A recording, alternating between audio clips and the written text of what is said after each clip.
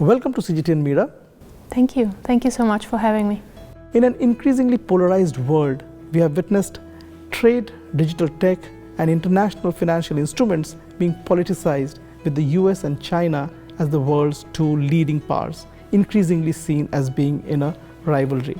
How do you see this perceived China-US rivalry or competition will impact global digital trade and framing of the laws that will govern the sector in the future? We do have this competing interests and a sort of a contestation across stakeholders that, of course, would like to be at the forefront of digital innovation, digital growth. And what I find unfortunate in this sort of competition, let's put it in a positive way, is that some of the stakeholders actually use protectionist measures, targeting the other parties and protecting their own economy rather than opening up. So this is actually going very much against what the data-driven economy can enable, sort of this globalized market where a lot of countries can benefit. So there is a danger that is attached to this geopolitically driven protectionism. This contestation is overall unfortunate. What is interesting, however, is that despite this sort of geopolitical contestation, we see clearly that there is at least some convergence across treaties. So because countries recognize how important it is and the global digital economy, they do still enter into certain cooperation, at least partially, and of course not of hard law nature. So we see very, sort of cross currents and currents. It's not all going into one direction. It's quite a complex environment, legally speaking, as well as geopolitically speaking.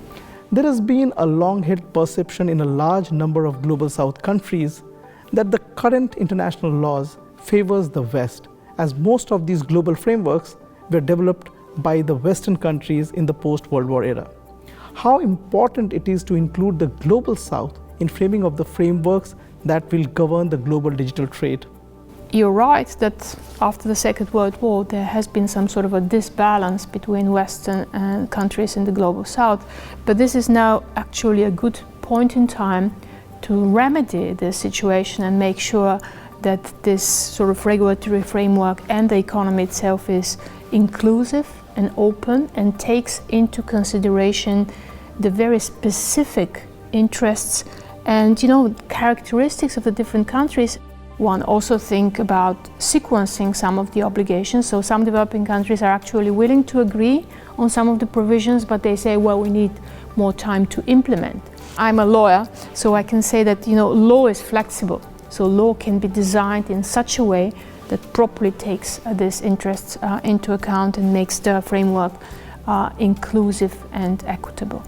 China, along with the US and European Union, are among the key players in the digital trade arena.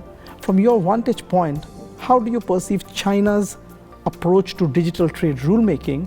And are there specific aspects of China's legal and regulatory framework that are noteworthy in the global context? It should be mentioned that the landscape of digital trade rulemaking is highly dynamic. So a lot of countries are participating, and this in a very proactive manner. So you see not only the usual suspects like the United States and the European Union, but indeed all stakeholders across developing and developed countries. And China has positioned itself very recently, or maybe the past 5-6 years, but in a very proactive manner in this landscape. Of course, China has a very dense regulatory framework at home, and it has positioned itself on the international scene with the Regional Comprehensive Economic Partnership, the RCEP, which in some parts takes elements from the US and the EU model, like, as I mentioned, facilitation of digital trade. It also has commitments on data flows and a ban on localization measures, but those are linked to also protecting China's and all the RCEP parties' policy space, right? So in a lot of areas, still, governments can do basically a lot of things without violating their obligations under the treaty.